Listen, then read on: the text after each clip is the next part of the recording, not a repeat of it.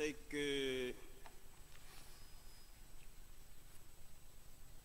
os irmãos que estiveram comigo durante o mês de agosto, menos durante 3 domingos, não devem ter boas ou muito boas recordações da minha pessoa no que concerne ao cumprimento do horário, porque empolgava, começava a falar e falava, quando dava por mim já tínhamos passado pelo menos uns 10 ou uns 15 minutos do tempo. E acredito que este é um dos problemas que tenho que resolver, saber gerir mais o tempo que é me dado. E eu tinha dito aos irmãos que nós, os seminaristas, quando nos dão oportunidades como estas, procuramos trazer na bagagem toda a informação e mais alguma coisa, não é? Procuramos trazer o grego, o hebraico, todos os comentários, e para que estamos com aquela ansiedade de que os irmãos têm que ouvir esta verdade, os irmãos têm que se aperceber que esta passagem até da altura, quando foi lida há 20 anos atrás, talvez não tenha percebido bem, mas desta vez eu li 30 anos depois e fez-se luz. E eu quero também que os irmãos saibam disto. Quero partilhar com eles. E aquela ansiedade. Não é todos os dias que nós temos o privilégio. Quando nos dão, então nós queremos falar, sem termos conta da hora. Não vou prometer, irmãos, não vou prometer, mas vou fazer um esforço para que, quando for 7h30, estejamos a dizer amém. Amém, irmãos? Sem mais histórias, queria convidar-vos, irmãos, a abrirem as vossas Bíblias no livro de Atos dos Apóstolos. Atos dos Apóstolos, seu capítulo 7.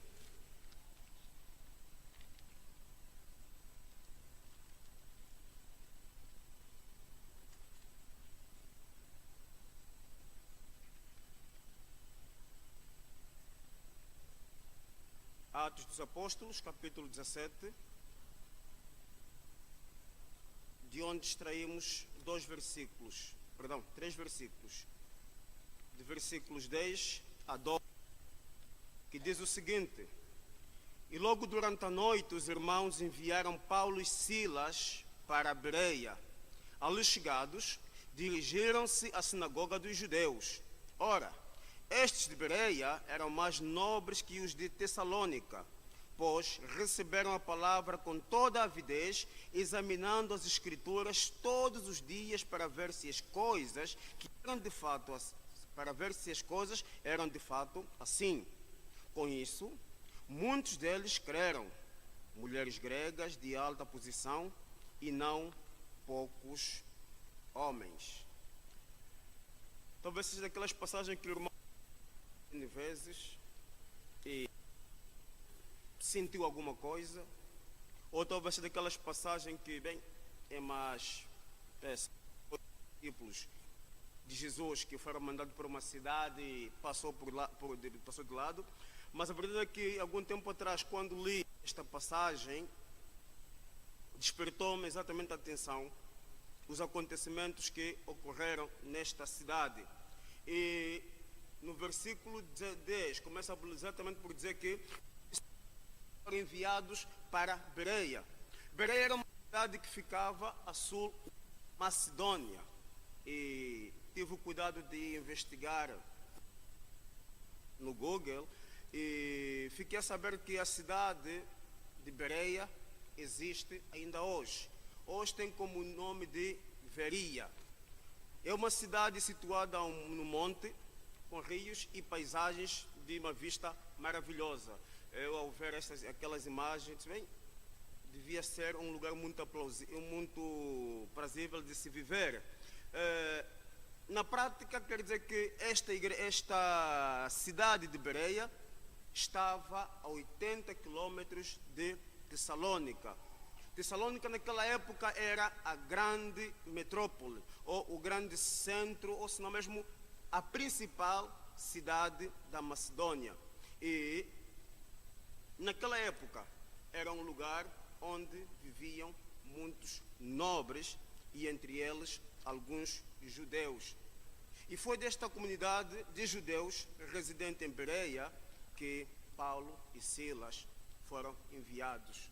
E é interessante vermos, irmãos, que a Bíblia diz que os de Bereia foram mais nobres, ou por outras palavras, diríamos que mostraram grandeza, elevado moral, foram mais distintos do que os de Tessalônica. Talvez os irmãos possam estar a se perguntar, mas a verdade, o que aconteceu em Tessalônica? Diz a palavra de Deus que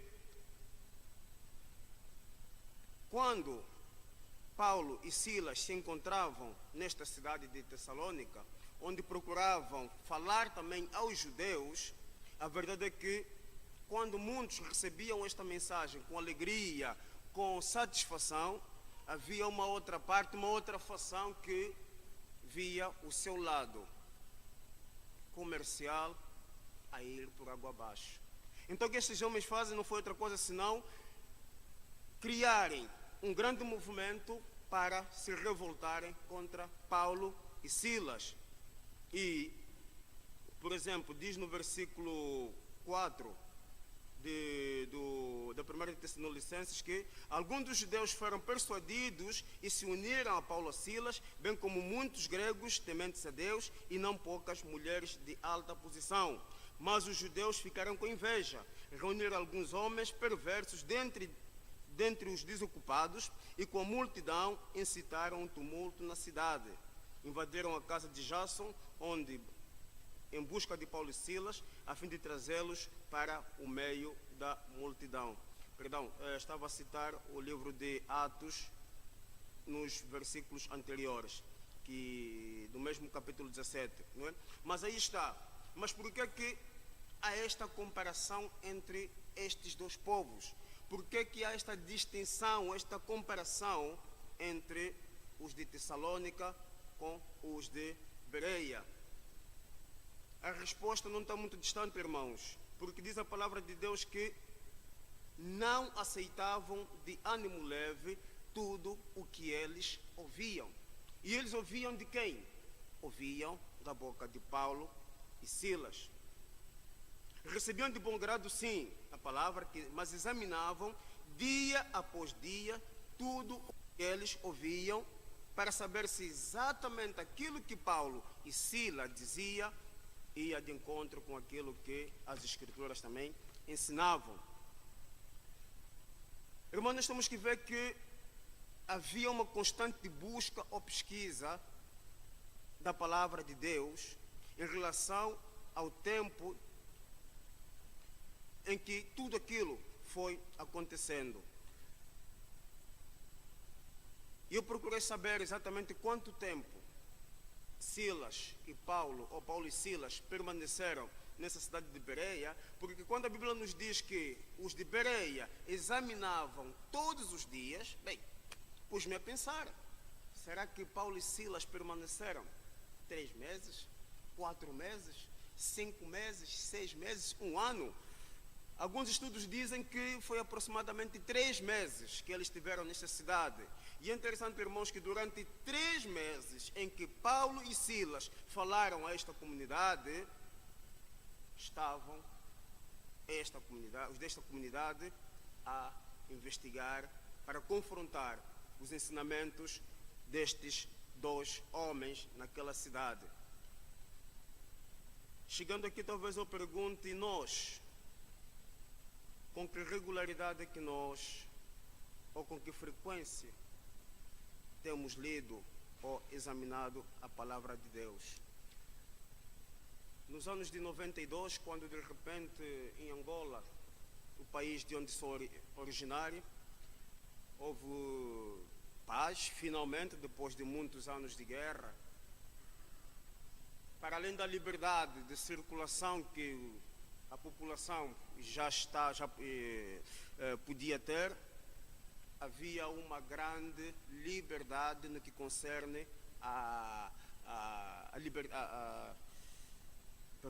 havia uma enorme liberdade de comunicação, de expressão, não é? Se naquela época a Igreja Católica é que estava mais no auge e todo mundo tem que ser da Igreja Católica, mas de repente começaram a surgir N igrejas. E lembro-me que não vinha eu da escola, quando passo por uma praça muito conhecida até nos dias de hoje, e encontramos, e passei por lá, e estava um certo homem com uma Bíblia a queimá-la. Não estava sozinho, estava rodeado de talvez uma dúzia de pessoas, queimando a Bíblia com o único pretexto de que fez-se luz. Descobrimos que o Jesus pregado nesta Bíblia não é o mesmo Jesus dos africanos. Porque o Jesus que é pregado nesta Bíblia é um Jesus branco, e nós, como africanos, nossa pele é diferente, então não podemos aceitar esta palavra. Na altura tinha os meus 18 anos, constatei aquilo, disse, bem, como é possível pessoas reunirem-se, estarem reunidos, estar alguém a afirmar algo e de repente todos seguirem? Onde é que está a verdade nisto tudo? E diz-nos o versículo 12, voltando um pouco no nosso texto, que de sorte muitos creram, não alguns ou meia dúzia, mas muitos judeus. E como a palavra que Paulo e Silas pregava era a verdade que liberta, era o poder de Deus que transforma vidas, a mesma foi destinada para todos. Destacavam-se também entre este grupo dos que criam algumas mulheres gregas da nobreza, que ouviram e acreditaram e creram nela, assim como muitos varões. Nós vivemos tempos, irmãos, onde as denominações, dia após dia, vão nascendo como se fossem cogumelos. Eu não tinha noção do nascimento dos cogumelos até chegar para saber que dormimos, ao acordarmos, se passarmos nesta rua, vamos encontrar cogumelos. Não é isto? Os que são lá da... É isto, não é? Como é que os cogumelos crescem? Como é que os cogumelos aparecem? Como é que surgem? Levam muito tempo? Semanas? Meses? Eu acredito que seja de dia para a noite. Não é? E a verdade é que nos nossos tempos, irmãos, nós estamos a ser, desculpa o termo pesado, mas empestado com N denominações, N seitas que trazem as suas doutrinas. Doutrinas estas, irmãos, que se não forem analisadas à lupa, desviam ou desviarão muitos. Como vos dizia, irmãos, a minha caminhada é já de muitos anos, e admirava-me muito que alguns que saíam das igrejas batistas, indo, por exemplo, para denominações pentecostais ou igrejas mais carismáticas, quando fossem confrontados, uma das coisas que eles diziam é que vocês, os da Batista, não têm espírito. E eu punha-me a pensar, não temos espírito, mas como é que eles definem isto? Não, porque há muita coisa que eu descobri nesta igreja ou nesta denominação e vocês lá nunca me disseram. A verdade é que, irmãos, nós não devemos vir à igreja esperando que os pastores, os professores da escola dominical e tudo mais nos digam tudo. Nós temos a palavra de Deus conosco, 24/24. Cabe a cada um de nós fazer um exame minucioso, uma busca intensa sobre aquilo tudo que tem escutado. Cabe a cada um de hoje, nem vou perder pelo menos 5 minutos diários para ler, examinar as Santas Escrituras. Irmãos, a Igreja de Cristo só pode crescer quando exatamente há este exame minucioso das Santas Escrituras. Lá em Bereia, diz a palavra de Deus que a igreja crescia, a comunidade crescia, por quê? Não uma pessoa, não duas pessoas, diz bem a palavra de Deus, e volto a repeti-lo. Ora, estes de Bereia, versículo 11, eram mais nobres que os de Tessalônica, pois receberam a palavra com toda avidez, examinando as Escrituras. Repito, ora, estes. Nós não vemos aqui este. O estes não está no singular, irmão, está no plural. Estes. E eu tomo a liberdade de dizer que, bem, estes, dá-me a entender que era pelo menos um grupo um pouco grande de pessoas, que incansavelmente estavam aí a examinar para saber se aquilo que Paulo e Silas diziam ia de acordo com as Santas Escrituras. Como é que o irmão tem gerido aquilo que ouve? O que é que o irmão faz assim que sai daqui e vai para casa? Sabemos nós que nós temos uma herança católica em que gostamos que o serviço seja feito lá em frente. E graças a Deus temos as modernices de que nem precisamos mais trazer a Bíblia, porque a mensagem logo projetada na tela, né, na parede, e estamos livres. Mas, irmãos, muitos lutaram para que nós tivéssemos esta Bíblia entre as mãos, exatamente para que nós pudéssemos desfrutar delas. E a verdade é que o evangelho que se prega já não é o evangelho de Cristo, como podemos ver em Gálatas. No livro de Gálatas, capítulo 1, versículos 6 a 9, diz exatamente o seguinte, que admiro-me que vocês estejam abandonando tão rapidamente aquele que os chamou pela graça de Cristo para seguirem outro evangelho. É sido nos nossos tempos. E diz mais no versículo 7 que na realidade, no evangelho, o que ocorre é que alguns estão perturbando, querendo perverter o evangelho. Mas ainda que nós, os anjos dos céus, preguem um evangelho diferente daquele que pregam a vocês, que seja amaldiçoado. O próprio apóstolo Paulo advertiu.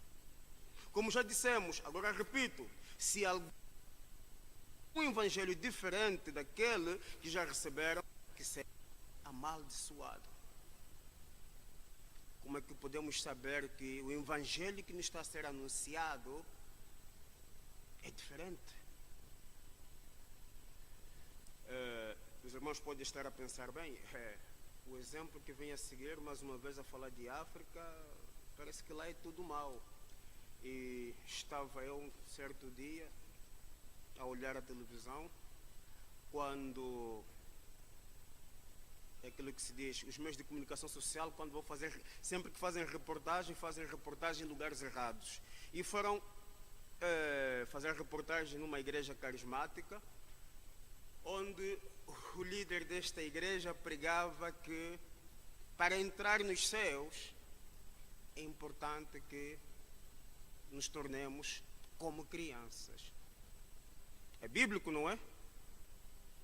Irmãos, é bíblico ou não é? Há dúvidas? Jesus dizia aos seus discípulos que quem não se tornar como uma criança, pois, e aquela denominação pegou mesmo esta passagem à letra. E este pastor, este líder dizia, irmãos, se não se tornarem como crianças, não entrarão no céu, se tornar como crianças. E todos os adultos começaram a comportar-se como crianças. rebolar no chão, fazer brincadeiras de criança. Por quê? Porque a Bíblia diz: devemos nos tornar como crianças.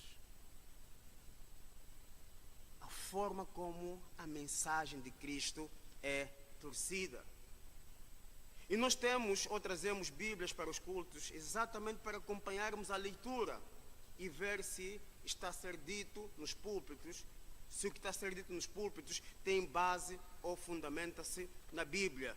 Muitos estão a ser enganados hoje porque não querem ter o trabalho de confrontar com a palavra de Deus.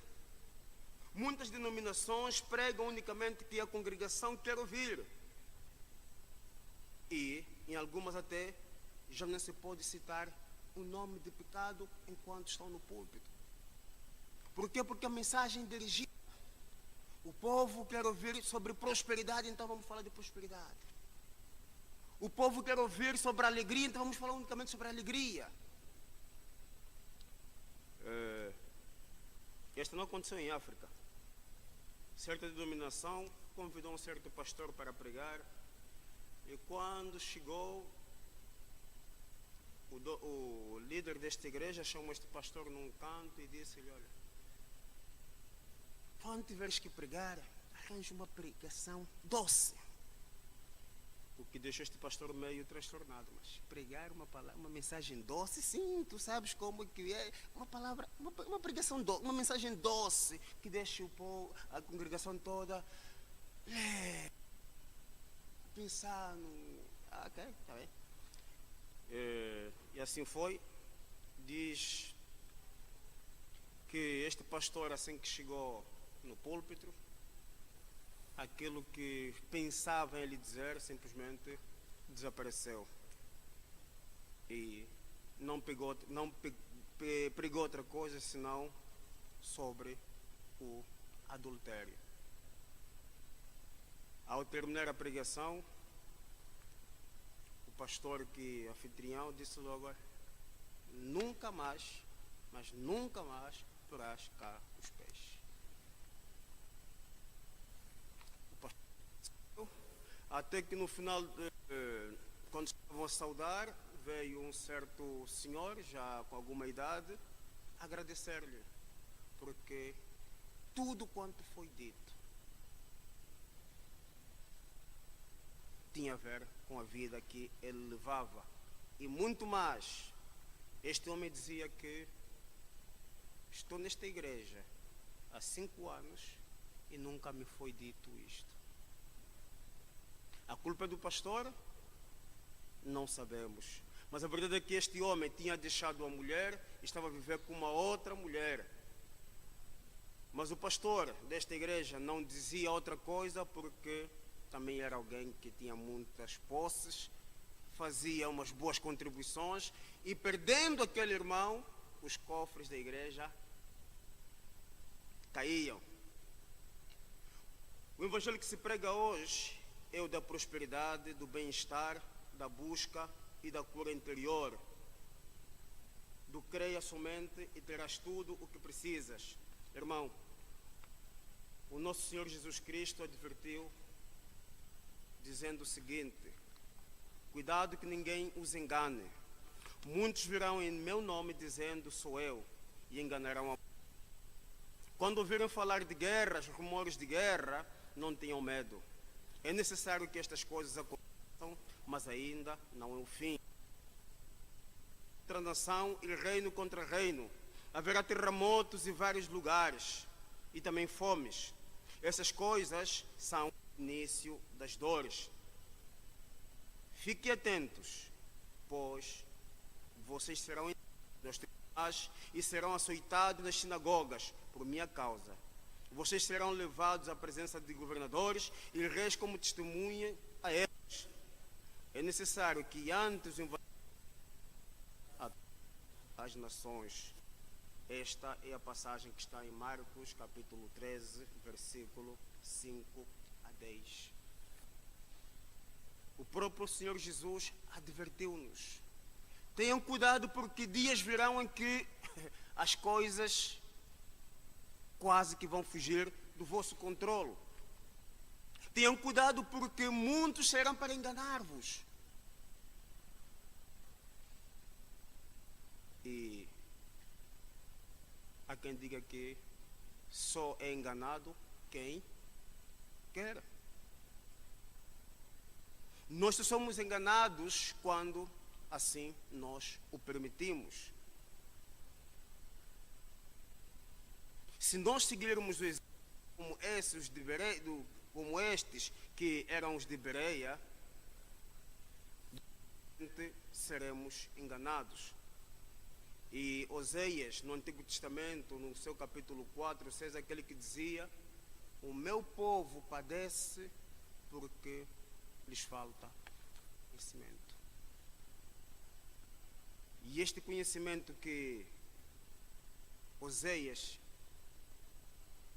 referia-se não era outro conhecimento senão o conhecimento que está contido nas Santas Escrituras. Eu, quando preparava esta mensagem, fiquei a saber de algo chocante que aconteceu recentemente. Pensei até trazer o vídeo para que não fossem apenas as minhas palavras, mas fosse um pouco o testemunho vivo daquilo que eu também vivenciei. Mas para não ser um escândalo enorme, mais vale eu contar para que não se sintam assim como eu me senti. E nem vou dizer onde aconteceu, certamente, porque para não ferir sensibilidades. Mas a verdade é que numa certa comunidade, com um certo pastor, e a parte interessante é que nem os seus vizinhos nem sabiam que ele era pastor, mas a verdade é que ele era pastor, tinha o seu rebanho, o seu pequeno rebanho. Quando a dada altura, este pastor diz que uma das suas ovelhas diz-lhe que recebeu revelação do Espírito Santo que mandava-lhe ter relações sexuais com o pastor. Por outras palavras, pastor, Deus falou-me que temos de ter um filho. E esta mulher que recebeu esta revelação era casada, assim como o próprio pastor, casado com 3 filhos. E na entrevista, ao entrevistar esse pastor, ele diz que foi muito difícil quando me foi dito isto, porque não acreditei que um dia fosse fazer isto. Mas nós oramos durante muito tempo e Deus respondeu às nossas orações. E foram entrevistar o marido da mulher que procurou o pastor. E este também, por sua vez, diz: se está na Bíblia, se é a vontade de Deus, que seja feito. Graças a Deus o jornalista tem algum conhecimento da palavra de Deus. Diz: mas a Bíblia condena isto. Disse: não, o pastor diz que não pode. Porque na própria Bíblia também está um episódio igual.